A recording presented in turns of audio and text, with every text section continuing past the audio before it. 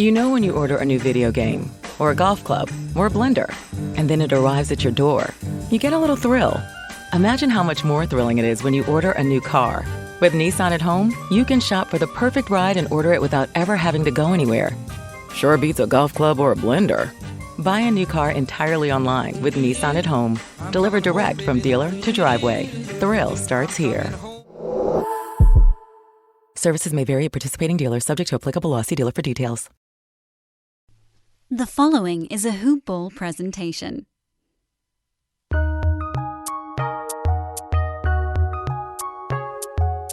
Welcome to the Fantasy NBA Today podcast.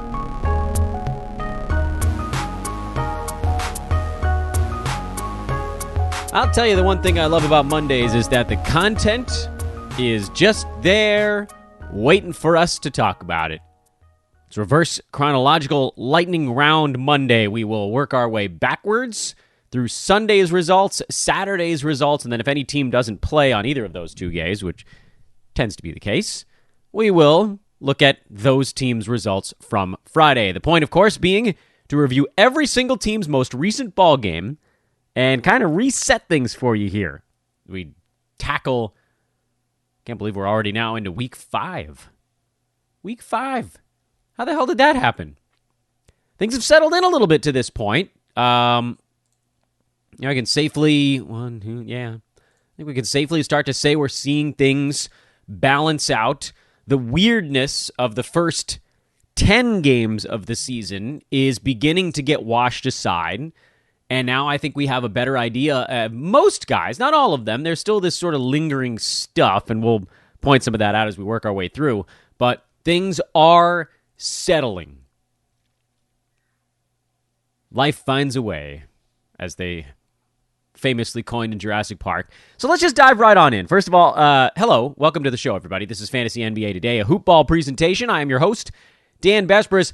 And the early game on Sunday, so effectively this isn't really reverse chronological because we'd start at the nightcap and work our way up the board. It's just days.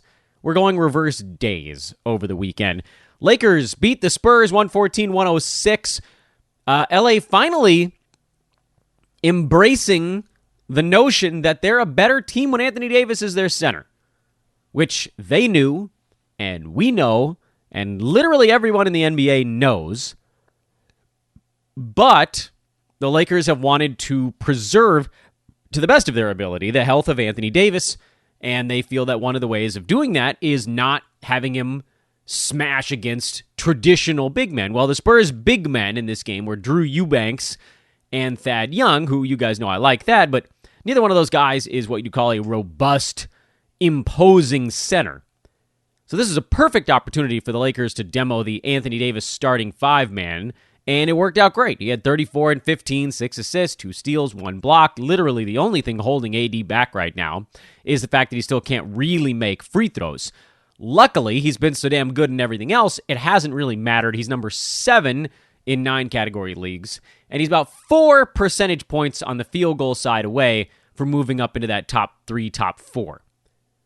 So now, and I know I was too nervous to take the Anthony Davis plunge precisely because of the free throw thing, but it does look like it's starting to get a little bit better, even if it's not quite all the way there. Lakers also got the season debut of Taylor Horton-Tucker, who had 17 points in 27 minutes. He was efficient. I will remind you guys, however, and THT ended up getting picked up in every league immediately upon his re-inclusion into the roster. I mean, he's added everywhere. But I will remind people, I mean, this is like a combination of a warning, a reminder, but also with some caveats that THT does have some small issues with his fantasy game. Most notably, efficiency stuff. Last year he shot about 77% from the free throw line, which is fine, but not spectacular. And he didn't really take any three-pointers while being a slightly sub-average field goal percent guy. So it's a weird combination where you're talking about a guard, a big guard, a pretty good scoring guard who has all kinds of moves around the rim, but doesn't really space the floor the way a traditional guard does. Doesn't pass all that well, And so now you're talking about a guy where, and there's a little bit of a Jalen Brunson-y thing going on here, a guy who you're hoping will help you in scoring. With Brunson, you might get a little bit of a lift in assists. I don't think you're getting that out of Talen Horton-Tucker. You're going to get a few more steals out of THT than you do out of Brunson. But it's this weird guard stat set that isn't, it's not the Pat Beverly guard stat set where you get big man-ish stats from a little dude. You're just getting a guard who doesn't do all the things you kind of need someone in your guard slot to take care of.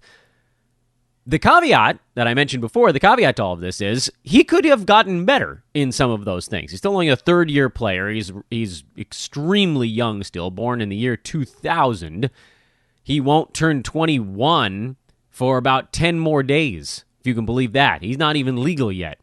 Well, that's not true. Not legal to drink. He's legal. He's over 18. So this is a really young guy who the Lakers, they love his offensive game, and frankly, it is pretty good. But we need to see, did he get better in foul shooting, three-point shooting, regular shooting? Did he improve his passing? Did he improve these little things? And then, will it even matter when LeBron comes back? So I'm not racing out on THT. I know a lot of folks are. I think LeBron's back in the next week or so, and then that probably, the era of the THT probably gets shelved a little bit. He's still going to have a role on this team, make no mistake. They desperately need other people that can score besides LeBron, AD, and Carmelo Anthony these days. But I just don't see there being enough left for him. And Russ, by the way. Russ also scores a little bit. Melo at 15 and 5, he moved into the starting lineup as well because there's this trickle-down effect. AD moving into the 5 slot frees up power forward minutes in the starting lineup, so now they can use Carmelo there as opposed to bringing him in later when AD was sliding over to the 5 slot anyway. Dwight Howard played 10 minutes of backup center. That was it. DeAndre Jordan did not play. This was good if you're a Laker fan. On the Spurs side, Devin Vassell continues to take these big steps forward. He somewhere kind of quietly along the way, in a couple of kind of middling games to start the year, but he's been really good the last 2 weeks. He's number 85 overall on the year in a per-game 9-cat situation. Yes, the extremely low turnovers are helpful. His other stuff, like, you're getting okay numbers more or less across the board, but he's taken that step forward. He's probably rostered, and he's probably, you're not going to be able to go pick him up, but he certainly deserves to be started these days, and he hasn't gotten enough attention on this podcast because he's done it a little bit under the radar.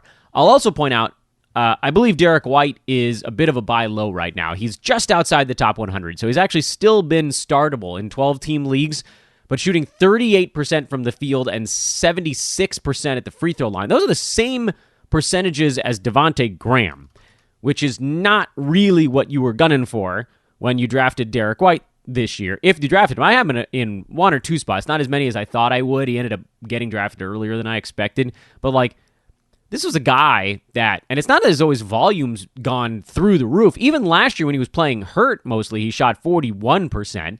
His three-point attempts haven't really gone up. His free throw number is down from the last 2 seasons where he was at 85%. Nothing really adds up here for White, other than pointing out again, his ability to get both steals and blocks is excellent. He's at a career high in assists. So if the percentages come around, he rocket boosts 20, 30, 35, 40 slots up the board with really nothing else needing to change. I don't know what it's going to take to get him. I don't think people are that annoyed with White so far because he's sort of been, the defensive stats have been good, the assists have been pretty good. The percentages are things that people don't pay super close attention to. I think most folks are probably just annoyed that he's only averaging 11 points a game. I don't care if that only comes up a little bit. I want the efficiency to come around. And when you see that begin, you'll see him just slowly slide his way up the board. You know when you order a new video game, or a golf club, or a blender, and then it arrives at your door, you get a little thrill. Imagine how much more thrilling it is when you order a new car. With Nissan at home, you can shop for the perfect ride and order it without ever having to go anywhere. Sure beats a golf club or a blender. Buy a new car entirely online with Nissan at home. Delivered direct from dealer to driveway. Thrill starts here. Services may vary at participating dealers, subject to applicable law. See dealer for details. I had more thoughts on this first game than I thought I would. Milwaukee lost at Atlanta. The Hawks are the weird home road team of the season so far. I don't know that that's going to last the entire season, but right now they are way better at home than the road. 4-1 at home, 1-8 on the road. They're the Sixers of last year. So I guess you back them at home, you fade them on the road. Otherwise, on the Milwaukee side, still no Chris Middleton. He's been out with COVID. Still no Brook Lopez with his back stuff. Giannis's free throw stroke has abandoned him. I like watching the banter on Twitter about whether or not his changing routine and all that stuff is really going to have a massive impact. It always comes back to the midpoint with these guys. The guys that make the big free throw jumps tend to be the dudes that can shoot some anyway. Like Brandon Ingram, it was not expected, but the fact that he was able to hit jumpers, you're like, okay, get closer. He should be able to be okay there. Giannis can't shoot. They just can't shoot. He does a lot of other stuff amazingly. He's probably the best player in the NBA right now, but his free throw percent is going to drag him down.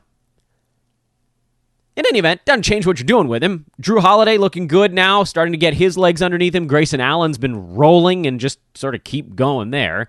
And lately, obviously Bobby Portis is a go, especially with no Brook Lopez. Pat Connaughton's been decent last couple of ball games. He's the one I trust the least out of that crew. On the Atlanta side, Bogdan Bogdanovic turned an ankle in this game, but he wasn't all that heavily involved anyway. 6 points in 30 minutes. Kevin Huerter, 11-6, while continuing to fill in for DeAndre Hunter. Trey Young taking advantage of the fact that his teammates are sleepwalking through the season so far. And he's doing extra. And I said on Twitter I thought this was a sell-high moment for Trey Young, but the problem is that he's number 20. I think he's going to fall a little bit.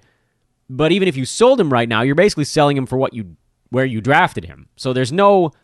If you drafted him around there, you probably just want him. You probably want to stick with it, even though we all know that this usage rate for him is probably not going to hold. It's probably not going to hold.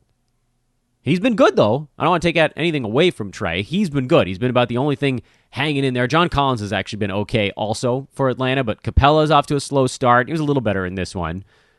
Bogdan's been bad. Hunter's been bad. Reddish was hot coming out of the chute, but you knew that wasn't going to last all year. What do? You probably hold on Bogdan, and then, the other ones are a bit more obvious. Brooklyn thumped OKC on the road. James Harden quietly working his way back into where he needs to be. Kevin Durant just been awesome so far. Hasn't needed to take any games off. He's shooting 59% from the field, 84%, which, believe it or not, that could get better at the free throw line. He's number 4. If you took the plunge on KD so far, you've been rewarded. He has not needed any time off. Just continuing, picking up where he left off in the postseason last year, the Olympics, and so on and so forth. On the Harden front, he's up to number 15 all of a sudden. All of everyone's hatred for James Harden slowly vanishing. Starting to make his free throws, starting to get a few more of them. He's up to 5.5 a ball game now. And he still hasn't even needed to score at all. He's doing all this without having to score. 13 assists in this one. Joe Harris had an ankle injury in this ball game. Also tweaked it. He only played 14 minutes, which means there's going to be a ton of time for Patty Mills. He had 9 3-pointers in this one. They're not all going to be so simple, but if you're streaming 3-pointers, if you're hunting threes, he's going to be useful as long as Joe Harris is out, because there sort of isn't another obvious option that can spread the floor besides Mills. And then with LaMarcus Aldridge, I don't know how he's doing it right now, and I've been extremely skeptical of it, but he's number 93 in 21 minutes a game. So just go for it. He makes a lot of sense in a Roto Games cap element. Head-to-head, I don't know quite so much. He's likely going to skip half of every back-to-back. That someone hanging around near the edge of the top 100 in head-to-head, that's a tough pill to swallow. Roto, who cares? You just sit him down for a day. So yeah, go ahead. I really had to vet him before I put him back on the old man squad, but I'm going to go ahead and do it. Shai's quietly been decent here after kind of a slow start. He's currently sitting in the 50s, which is where I had him anyway. I felt like he was going to get overdrafted based on the pre-high usage iteration of SGA, where now that he's doing everything, defensively you've seen his numbers slip, and efficiency-wise you've seen his numbers slip. Lou Dort had another good shooting game. I don't know, man. I know he's number 125, which is basically right on the cusp of 12-team value. He's also shooting 88% on a pretty good volume of free throws. I don't know that sticks either. I'm going to continue to just call him a points league option until he really proves it to me. And honestly, I'm not going to be that upset if I'm late to the party on Lou Dort and his mostly shooting three-pointers type of fantasy game. And then Josh Giddy, who, this is rookie stuff. He's number 160, trending down before he trends up. 37.5% from the field, 62% at the free throw line. That's just stuff that's going to come along as the season progresses. He's a guy, if you trade for him or whatever, just, be ready to sit on him for probably another 8 weeks before things start to look a little bit better. The NBA's hard, man.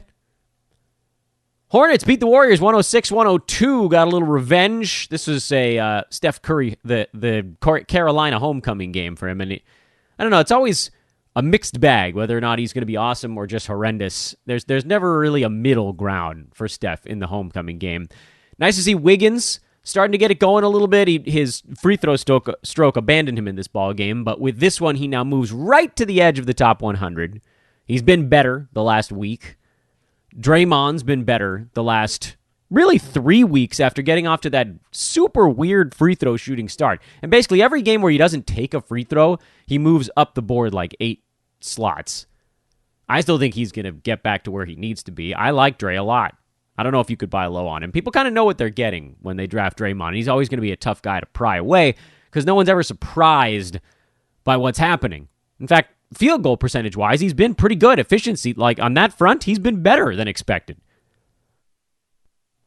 It was pretty much like one game where he shot, 2 for 9 at the foul line, and he hasn't been able to make up for that yet. And free throw shooting is the thing that's held him down to this point. Super weird. LaMelo Ball cruising, made his free throw again. He's just doing it all, and he got this big usage spike. Hornets like to play quick. They like to run their starters big minutes. Yeah, I wasn't high enough on LaMelo Ball. I remember I was on a podcast. I think it was Round Ball Stew at the Roto World. NBC Sports Edge guys. And they were like, who would you rather have, Donovan Mitchell or LaMelo Ball? And I said, I think I'm going to lean Donovan Mitchell because I'm not convinced that LaMelo's percentages are going to fix themselves. And I don't feel that dumb right now because LaMelo's number 10 and Donovan Mitchell's number 13. So there wasn't really a wrong answer to that question, at least 4 weeks into the season right now. But I thought both of them were actually going a tiny bit too high at 24-25, and that I was definitely wrong about. But at least I generally was steering you to other guys that are also inside the top 30. That makes the being not quite high enough on LaMelo a little bit of an easier pill to swallow. And the problem there is that it's a rare thing when someone who's so exciting and so buzzy can beat those expectations. But you know what? I should have known it. Just watching him last year. You guys heard me talk about him. How many times have you ever heard me talk about a rookie the way I talked about LaMelo last season? He's a special basketball player. Should have trusted the special a little bit more. But that's okay. Many of you ended up with him anyway because he is so damn exciting. And Terry Rozier, 20 points. He's starting to make a little bit of noise, but his role is diminished from last year. There's no way to avoid that discussion. He's number 140 right now. Those percentages, most notably field goal percent, will come back up a little bit. But I think you're probably looking at more like an 80 range type of guy instead of 40 to 60, which is fine because he was drafted closer to 80. And so I think where we were hoping for a big value, he might just kind of hang around near his ADP. And then Miles Bridges had a better ball game again, 22, 8, and 3 with a steal, a couple of three-pointers. That's good because he had been slipping ever so slightly, and this game solidified him in that second-round discussion for now. And again, the longer he's there, the more you can ask for coming back. Phoenix smoked Houston, and that'll happen a lot this year because Houston is so bad. I don't have a lot to add on the Phoenix side. We've talked on this podcast about how I trust JaVale McGee over Frank Kaminsky in the fill-in role just because he's starting, really. And McGee had a big one. This will be probably his biggest game of the entire season. I'm fine with continuing to stream him, however. And then Chris Paul, 7 steals in this game. And thanks to those 7 steals, the fact that the rest of his game was only like pretty good, 6 of 11 shooting again, 2 3-pointers, made his free throw, didn't even need to get assists in this one. Chris Paul is number 6 in 9 category leagues right now. That's mind-boggling. And I feel like Phoenix hasn't played as many games as some of the other teams in the NBA. Yeah, they've only played 12, and a lot of teams are at 13. A couple, I think, are even at 14 so far. So by totals, Chris Paul is kind of getting the raw end of it right now. He hasn't missed a game yet. That's the important part, and he's leading the NBA in steals, a number that, for a lot of these guys in the steals department, is going to come down a little bit. He's at 2.8 right now. But the rest of his stuff, he's actually low on the free throw number at only 83%. He hadn't had to score very much at 14 points, but the assists are fantastic. I cannot believe that the world let Chris Paul fall back into our arms again this year. How many times have I told the story on the pod? We didn't go into draft season here at Fantasy NBA Today looking to draft Chris Paul because I thought he was going to get pre-ranked near 24. And in those, there was like a 3-day window there where Yahoo moved him up into the mid-20s and nobody bought on it. Of course, it was right when I had all my drafts, so I only got a few Chris Pauls, as opposed to pretty much the rest of draft season when Yahoo had him pre-ranked between 29 and 36 again. When will they learn? When will everybody learn that old men, the old man squad, can come through like this? This is the least exciting third round to first round jump. Right? Wouldn't if you were like, who is a more exciting player to have right now, LaMelo Ball or Chris Paul? The universe would say LaMelo Ball. Every single person. But the difference between them is almost exclusively in the first 3 categories. LaMelo's outscoring him, out 3-pointing him, and out rebounding him. Chris Paul's winning the assist battle by 3.5, steals by 0.7, blocks by 0.1, field goal percent by 7, and somehow he's actually losing the free throw battle, but I think that'll probably flip on its head. Chris Paul's ahead of LaMelo Ball, number 6 to number 10 on a per-game basis. And again, this isn't to say, like, I'm not trying to say there's anything wrong with LaMelo Ball. These are actually 2 really big hits. I just think it's funny that I'm sure if you ask the public, and maybe I will on Twitter today just to get a poll going, who's been the more exciting jump? Who's been the more valuable draft pick? I think everybody would just say LaMelo Ball because of how fun he's been and how the scoring's been such a big leap forward for him. But to this point, Chris Paul's actually been the better fantasy player. I need my guy Jimmy Butler to get his butt back in the lineups too. The Chris Paul, Jimmy Butler combos on a couple of my teams are just, that's crazy. Like if something were to break right, I have a couple of teams where my first 3 picks could all end up in the first round. And I hope you guys might have been able to put some of that together, which basically like Paul George, Jimmy Butler, Chris Paul kind of thing. That's one where Chris Paul would have fell towards the back end of the third round. But yeah, it's pretty rad. That's a pretty rad spot to be. Plenty of spots where there are 2, Jimmy Butler and Chris Paul, or Paul George and Jimmy Butler together, or whatever it turns out to be. That's pretty cool. The Houston side is quite the opposite. By the way, shout out Devin Booker, who did have a better ball game here. The Booker thing. He's just a top 59 category guy. That's just who he is now. So Houston's real bad, and we know that. But sometimes you find a bad team that can rack up some fantasy stats. Wizards last few years. I know they made a push into the play-in tournament last year, but they were bad for a while. And they just played fast and loose and fun. And so guys were racking up fantasy numbers. This Houston team is not fun. They're just straight out bad. Their point guard, Kevin Porter, is a pillar of inefficiency, which of course then makes a lot of other guys struggle a little bit. And they want him to come around. And he might. I don't know. He might. I'm not going to evaluate the future for a young player like that because he is still very raw. But when you have someone raw like that running the offense, you need veterans somewhere to stabilize things, and this team just has none. Christian Wood has never really had to be a part of kind of a winning program. He's saying all the right things, so I don't want this to come off as a knock on any one of these guys individually. Jayshawn Tate, well, he's saying all the right things. Wood is kind of the veteran, I guess. Daniel Tice, something of a veteran, but they're, the plans for him, he's not one of their building blocks. So then Alperen Şengün did have one of his better ball games yesterday with 10 and 10 and 4 assists, and that was good. But there's almost no one you can trust on this team on a day-to-day basis. And I hate to put it this way because it feels rash and, frankly, a little bit stupid, but there's no one on this team inside the top 140. They don't have a single fantasy player that's 12-team usable right now. Christian Wood is the closest. He's right around 150. And then Tate, Şengün, Tice, those guys are in that 180 range. Kevin Porter Jr., Jalen Green, those guys are like between 200 and 230. It's rough right now. It's rough go. I think your move here, if you have Christian Wood, and as you may recall, I said I was too chicken to take Christian Wood because I had no idea what his free throws were going to be, and he was getting drafted in the late 30s, and I thought, look, if his free throws aren't good, he could be outside the top 100 because of what we saw late last year. I couldn't take that plunge. So this is one where I think being cautious paid off in a big way.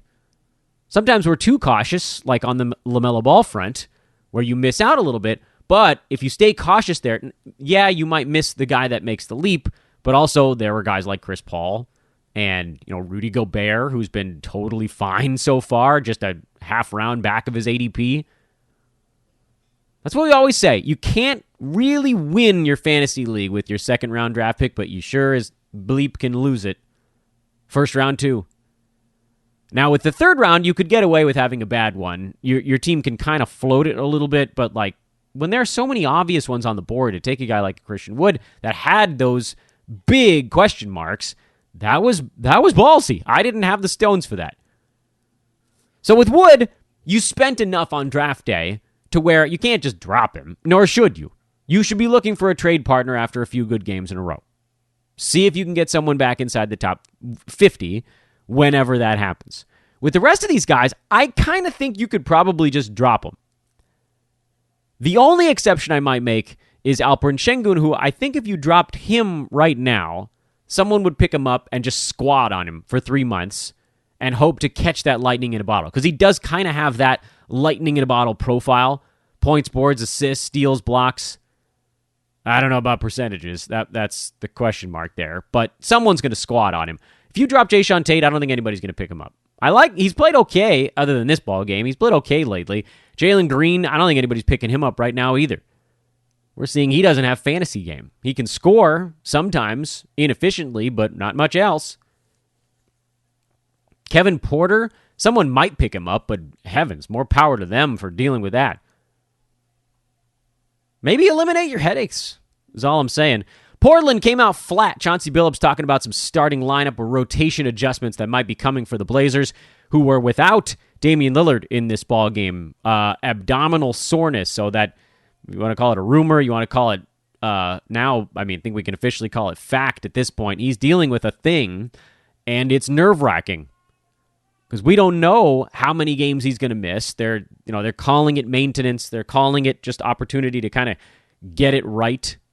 But he's in the 80s right now because he's not getting to the free throw line, thanks new NBA rules. He's not hitting any jumpers to this point, and his steals are down, which sometimes you can put on injury stuff.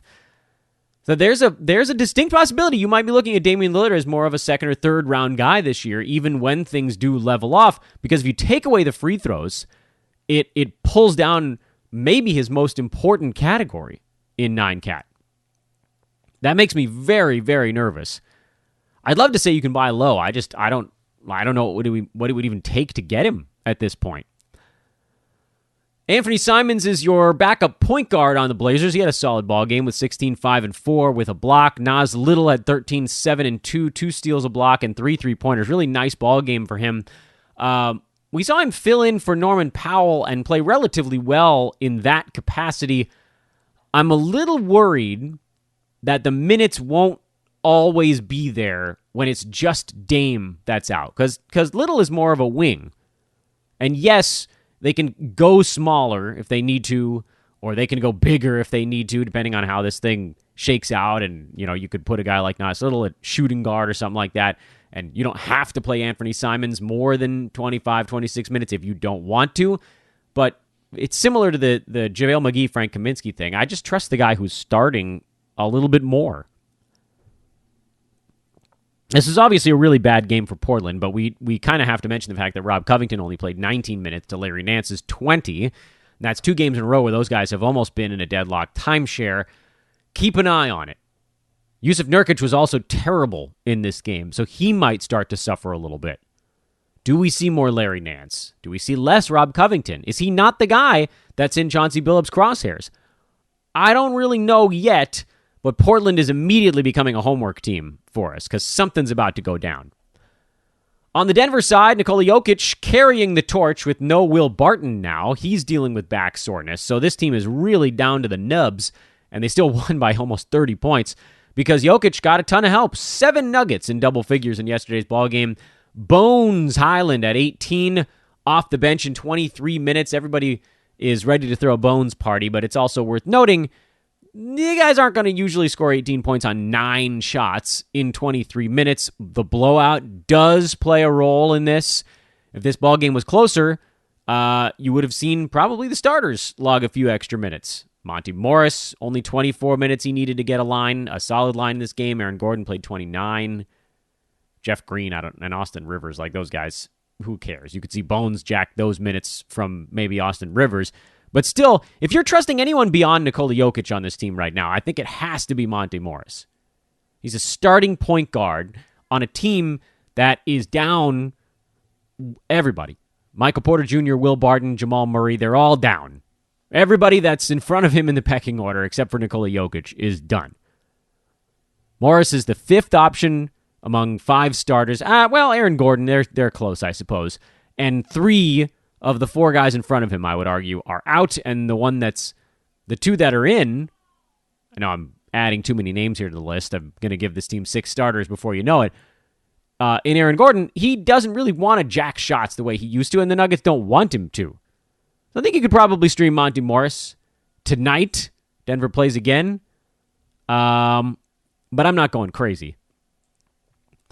And finally, and again, this is all taking way too long. I apologize. This show running a bit longer than expected. Chicago shut down the Clippers. Good defense by the Bulls. Clippers talking about how they were pretty tired for this ball game. Eric Bledsoe is the story on the Clippers side. He's been awesome his last 3 or 4 ball games in a row now. He is a must-own, must-start guy until he cools off, and maybe even beyond that. And my good friend Nick Batum, once again, kind of got iced out on getting shots up, but did hit 2 of his 4 shots, 7 boards, 2 assists, a steal block, and a 3-pointer. He finds a way to make sure his line is not a disaster, even when it looks like it's on its way to being a disaster. That's a sign of a guy who's going to get playing time and going to put up fantasy numbers. He played another 35 minutes in this loss. I don't have any fear there. I don't care about the slow game.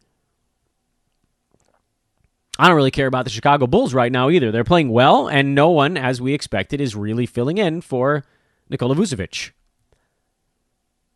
Folks, I want to remind you guys, because we didn't do it at the front end, you can follow me on Twitter at Dan Besbris, DanBesbris. If you have a moment, please do drop a 5-star review on the show.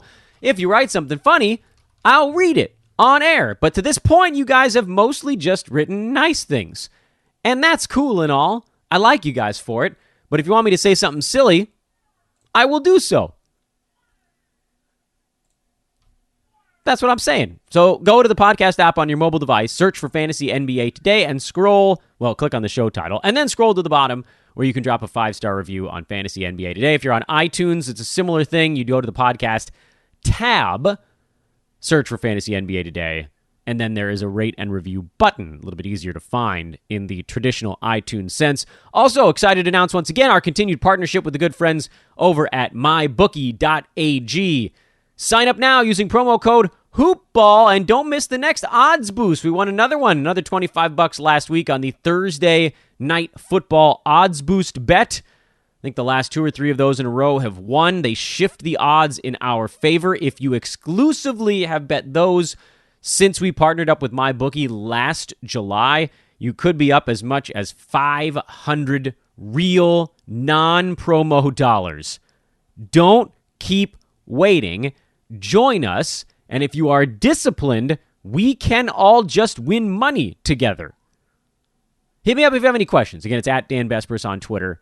Bug me on that front. And also, we're still looking for a full-time host of our sports betting podcast. If you think you got what it takes, this is a remarkable catbird seat on a thriving young sports betting division of a website where, the podcast host, that's an opportunity to kind of become famous. Hit me up on that as well. Let's talk Saturday a little bit. I want to see if I can pick up the pace a hair. No Jimmy Butler for Miami in Utah, so Duncan Robinson was able to get going. Adebayo had 7 assists. That's a good sign there. Kyle Lowry was solid. Tyler Hero put up 27. They have plenty of guys that can do things with no Butler, but obviously they are better with Jimmy. He takes the pressure off of the rest of the guys on this team. Hopefully this gets Duncan Robinson going. I still don't think that he's going to be a 12-teamer. He's number 155 after that ball game, and we really need to see his percentages come a long way before I recommend throwing him on a basketball team. It was kind of nice to see Adebayo get those 7 assists. That's been trending in the positive direction. He's up to number 35 in 9-category leagues right now. He's moved up about a round and a half, largely because the assists have moved from 1.5 to 2.7. He also had that big game in Los Angeles. That didn't hurt his cause. But this is the stuff. Remember, I was talking earlier, I said he's probably not getting to 5 assists a ball game, but also the Heat didn't have any half-court offense. There was none. It was totally disjointed. Nobody knew where anyone was supposed to be. They weren't getting their shooters open. They're still going to run stuff through Bam in the high post. It just wasn't working. And it's weird to say the following, but I said it before, I'll say it again. 3 turnovers a game for Bam means he's orchestrating still. He just wasn't doing a good job of it. So I still think that assist number trends. I thought it would get to 3. Maybe it even trends a little bit higher than that. And that'll move him back probably into the mid-20s. And now we just need the durability thing to click, and we'll be damn close to where we had him. Tyler Hero continues to be a sellable asset. He's number 88. People think he's higher than that, but they have no idea he doesn't get any steals at all. No defensive stats to speak of. He got 1 in this game, though. Utah, they're an uninteresting fantasy team. Don't care. Move along. Everything's the same every single day. Good to see Donovan Mitchell having a big season, though. Bojan Bogdanovic has actually been better than expected this year, too. He's number 118. Thought he'd probably be more like 140, which I guess that's not separated by much. Danny Green of the Zombie Sixers hurt his hamstring again. He was in the process of putting up a really nice ball game, actually, which kind of sucks because he tends to play well when the big name guys are out on that club. And this just means even more Tobias Harris, who had 32, 11, and 3. He's going to be asked to do as much as humanly possible, and we're fine with that. Old man squad, king of the universe. Tyrese Maxey played 43 minutes. You can keep running him out there. Seth Curry, Andre Drummond, those are the guys you can feel safe starting. We'll probably see Furkan Korkmaz back in the starting lineup if Danny Green is out, which it sounds like he probably will be. Korkmaz is kind of a coin flip to have 9-cat value on any given night. If he's starting, I'd say probably he's streamable. Meanwhile, Miles Turner doing what he did last year. He's number 12 in 9-category leagues. Blah, blah, blah. He does it. It's all because of his block shots. Yeah, I don't care. Doesn't matter how you get there. If you're that much better than everybody in one statistical category, you belong there. He can legitimately win you a category on a given week. He could get you 15 to 20 blocks in 1 week. I've seen weeks won with 15 to 20 blocks. But guess what? You're going to have 9 to 12 other guys rotating into your lineup. So if those guys in their 35, 40 games they play for your team, if they can't get you another 5 or 6 blocks, well, what the hell are you doing? But effectively, that means Miles Turner's kind of done it for you by himself. That's pretty amazing. He got underdrafted because he's been hurt. Simple enough. Justin Holiday got hot in this game. I don't think we'll see that happen again anytime soon. TJ McConnell had 9 assists in 22 minutes. Again, he continues to look more like himself. This was a game, by the way, with Karis LeVert and with Malcolm Brogdon, who triple-doubled in a weird one. So I think TJ McConnell is just a startable guy now. He's found his groove. He's found his place on an indie team that's playing better. The Pelicans finally won a game. Who the hell saw that coming? Our Pelicans and our Grizzlies guys here at Hoopball did, because they reminded me that the Grizzlies just suck against the Pels, and no one really knows why. Steven Adams, a little Pelicans revenge game. I don't think we should be buying into the Steven Adams stuff right now. He's generally been kind of bad for a while. After a quick start, he's number 132. Streamable level, yeah. Playable level, no. But then, of course, here's the real fear. Dylan Brooks into the starting lineup, took 18 shots, 23 points, 5 boards, rendered DeAnthony Melton close to useless in this game. Melton played 19 ineffective minutes. That's 2 games in a row where Melton's been pushed aside. This is a fear. I've seen him dropped already after only 2 bad ball games. I think you have to give him a little bit more leash than that. He's still, despite 2 of the worst games we've seen all season, he's still inside the top 100 in 9 category leagues. I get it. If you can't afford to bench a guy, that's a tough pill to swallow. But we've seen Melton put up top 100 value in 20 minutes. So if he's really going to get 19 right now, surely we can all hang on just a little bit to see how this goes.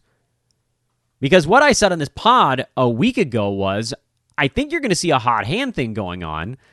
And Taylor Jenkins saw Brooks and Bane shooting the ball better. So Melton just got marginalized. Now, hopefully, that's not the case every single game. If it is, then yeah, we'll ultimately move on. But I don't think you move on that fast from someone with that much fantasy game. We got to give it a little more time. Forever? No. But a little more? Yeah. Brandon Ingram had 19 for the Pels in this one, and that'll start to peel things away from some of the other main dudes on that Pels side. JV continues to rumble along. Josh Hart had 11 assists in this ball game. I did not see that coming. I thought I was looking at 11 rebounds, and then I had to sort of double take it. No, 11 assists. Devontae Graham, he's still fine for the time being. I'm a little worried about Hart and Nickeil Alexander-Walker with this current construction. Walker's heating back up a bit. It seemed like playing against his cousin in the Thunder did give him a little bit of a punch. He's just outside the top 100 right now. And you almost kind of have to pick your spots. I think you roll the dice on him when he's warm, like he is right now, and then you see things start to cool off. That's probably a time to pull back a little bit. Washington, without Bradley Beal, tending to the passing of his grandmother, so he should be back relatively soon. I do wonder, though, he might be quarantining.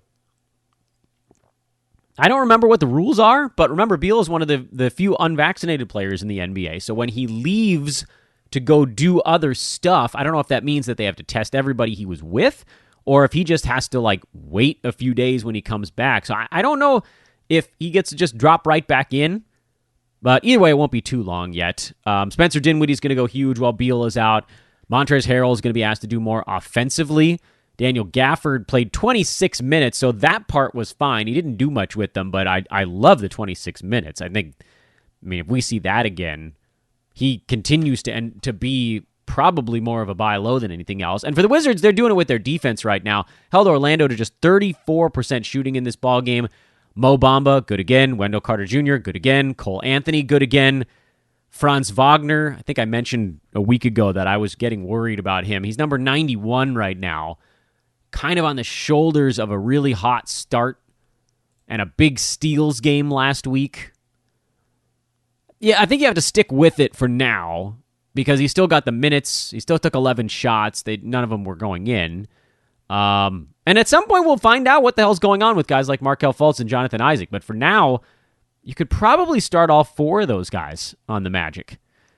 Detroit, the improbable road win over Toronto, who decided to give Freddie VanVleet a little time off, sore groin. Everybody loves the joke because he made the Sam Cassell big hanging balls taunt, and then he had to miss a game with a sore groin.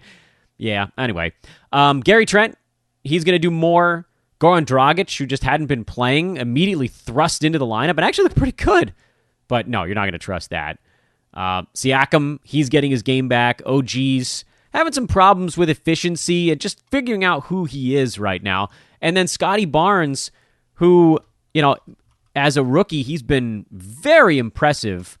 hanging around right around the edge of the top 90. I wonder if you might not be able to get even more for him than that. If you can, I think you might want to. This is a nice little opportunity for Gary Trent to solidify where he's at, though, because I think things were just ever so slightly inching down prior to this Van Vliet absence. On the Detroit side, no Kelly Olynyk, so finally Isaiah Stewart had a better ball game. Finally. Jeremy Grant, pretty good. Sadiq Bey, pretty good. Killian Hayes actually has been quietly a lot better the last couple of ball games, and then Cade Cunningham didn't really have to do all that much. I'm not out here telling you need to go do something with Killian Hayes because he's very reluctant to shoot the basketball. He needs to rebound. He needs to pass. He needs big-time steals to float his value. So that stuff probably isn't quite there yet, but keep an eye on it for later. And then on the Sadiq Bey front, they kept saying on the show, as he gets better point guard play around him, his stuff will trend in the right direction. Bey is number 133 right now in 9-cat. While shooting 36% from the field. So presumably that number comes up and he moves back towards the edge of the top 100. I think you can probably hold on Bey. Because if you drop him, I bet somebody picks him up. Boston blew a lead in Cleveland. Evan Mobley, a monster game for the Cavs. He's just been incredible. He is the rookie, to be sure. I don't know if he's going to win Rookie of the Year, but from a fantasy standpoint, he certainly should. Darius Garland stepping up now with Sexton out. Ricky Rubio stepping up with Sexton out. Jared Allen's been quietly solid throughout the year. I think we'll probably see Kevin Love and Larry Markin in the not-too-distant future, and that'll shake up the front court a little bit. But for now, those are the four guys you're willing to roll with. On the Boston side, I really cannot imagine Jason Tatum being any worse so far this year. He's number 90. He can't shoot from any place. The field, the free throw line, it's just this unmitigated disaster, and I do wonder if some of it is now creeping into his head, but at some point he's going to bust out of it, and it's going to be a furious run. But it's got to be soon, because Boston needs Tatum to be a superstar, particularly when Jaylen Brown is out, and Marcus Smart isn't getting any open looks at the moment. He's trying to keep himself above water with assists and steals, and somehow he's doing it. I have no idea. Marcus Smart is number 87, while shooting 34% from the field and 72 at the free throw line. He's actually a little bit of a buy low also, believe it or not. But nothing particularly interesting in this ballgame besides Dennis Schroeder continuing to fill in for Jaylen Brown. We talked about the Clippers already. We haven't talked about the Wolves. Cat had a slower ball game, but who cares? He's still number 3 on a per-game basis, although there's a massive drop-off. It's Steph at 1, Jokic at 2, and then a big jump down to Cat, KD, Paul George, Chris Paul, AD, Jimmy Butler. Like, all those guys are wedged together between 3 and, 8. But that 1 and 2 group, they're way out ahead of the pack right now. As far as Minnesota goes, I don't think there's anything that's going to surprise us here until another injury pops up. Patrick Beverley is barely usable as a starter. I don't think there's enough upside there to warrant it. This was the Jaden McDaniels power forward game after you guys yelled at me that I need to give more love to Jared Vanderbilt. That's just going to flip-flop back and forth all year. If you can figure out who's going to get playing time and usage on any given night, more power to you. I just don't know. So I avoid them both because at the end of the day, neither one is going to be a useful fantasy player in total. And there were a handful of teams that didn't play over the weekend, so we got to peel all the way back to Friday to talk about the New York Knicks. Kemba Walker against his old team had a good one. Maybe this will get him going. He's been a guy you really can only start when he's hot. He got really hot for about 5 games after being cold for 3, and then he went back to being cold for 4, and maybe this is the front end of a hot spell. I don't know. As soon as I get cute with a guy, the whole thing goes down the toilet, so maybe I should just leave it alone. Sure, if I knew what's good for me, I would. Kings lost to the Thunder back on Friday, and apparently Luke Walton is now officially on the hot seat. I just don't know what it... That's the dumbest thing I've ever heard. That dude should have been on the hot seat for 2 years already. Rashawn Holmes, awesome again. Whenever they let him be awesome, he is awesome. Tyreese Halliburton came back, looked slow, like maybe he is playing through his hip thing, but did have 8, 8, and 7 at least. But, when the percentages aren't there for Halliburton, that's when you knew something isn't quite right. But he's still number 40, despite this somewhat bumpy start. So I remain extremely high on him and not nearly as high on a guy like De'Aaron Fox. Harrison Barnes, kind of an empty line, but, he continues to be far better than anyone expected. Now he's back at number 24. So, a week of top 50 here, a week of top 60 there. Harrison Barnes, I think, is going to have an okay season, but he's probably going to slowly move back towards that 50 marker. Slowly drifting back. Mavericks didn't play over the weekend, which is fine with them because they put up a giant offensive game on Friday, and they can just ride the high on that one. Dorian Finney-Smith finally had a good one, and our joking road to top 90 for Dorian, he's now up to 143. He's actually on his way there while still shooting 36.5% from the field and 64 at the free throw line. There is a crazy world, and I don't know what I don't think there's odds on it because that'd be way too specific, but maybe we should create our own fake odds. Can Dorian Finney-Smith work his way inside the top 100 this year? It's a coin flip. Whatever. Doesn't matter. Kristaps Porzingis, 32-7, 3 threes, 3 blocks. That'll move you up the board pretty quick. KP now. Where the hell was he before? He was like in the 80s, and now he's at 58. One big game later. That's all it took. Those guys with that fantasy profile, they move fast. Jalen Brunson, 17 points, 3 assists, 2 3-pointers. And that, of course, is the fight he's going to be in all season long. Can he do enough in the scoring categories to overwhelm some of the missing categories? And I think you stick with him for now, to be sure. He's been safely in that 70 to 90 range for the last couple of weeks because he's getting so many minutes. But be aware, it could evaporate. And I'm trying to think if anybody else played on Friday that didn't go over the weekend. I think we might have nailed them all now. I think that's all 30. If I missed one, sorry. I don't know, man. If I missed one, I'm sorry. I do my best. Okay. All right. That's the end of that. That's a big one. Took longer than I hoped it would. I'm going to go pop into our premium Discord, take some questions from our Fantasy Pass subs. If you guys want to get one of those, go to hoop-ball.com, click on the premium tab, and choose Fantasy Pass. Get yourself a monthly subscription. Check it out. Hop into the Discord. You can find out how to get over there by emailing support@hoop-ball.com or hitting me up on Twitter @DanBespers will get you situated where you can interact with the pros every single day and get your fantasy questions answered. Thanks again to our buddies at manscaped.com. Use coupon code HoopBall20 on your purchase over there as we ramp towards Black Friday. It is the perfect gift for the unkempt man in your life. Or yourself, honestly, a gift from you to you if you're feeling a little, fuzzy. HoopBall20, the promo code again. 20% off, free shipping on your order at manscaped.com. Let's put a bow on this bad boy. Tomorrow, same show as usual, I believe. I think scheduling stuff is going to force us into kind of a Quickie Monday recap type of deal, but we'll get something to you. That I can promise because the Iron Man streak. Got to keep it going. I am Dan Besbris, @DanBesbris. Just start calling myself that in normal daily conversation. This is Fantasy NBA Today, a hoop ball presentation. Big news! Huge news coming up at Hoop Ball later this week. Stay tuned for that. We'll let you know when we know. Wink, wink, nod, nod. Later.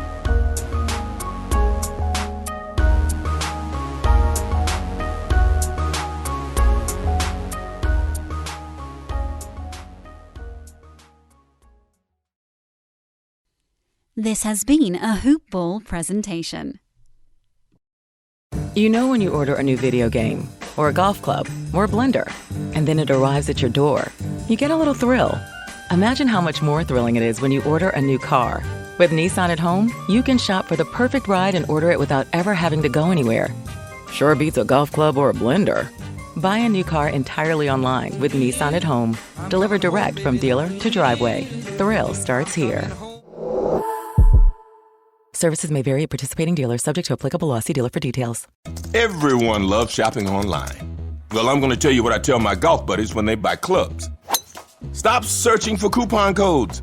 Download Capital One Shopping to your computer. Capital One Shopping instantly searches for available coupon codes and automatically applies them at checkout. Plus, it's free, and you don't even need a Capital One card to use it. That's like hitting a hole-in-one without even trying. Capital One Shopping. It's kind of genius. What's in your wallet? Savings and available coupons vary.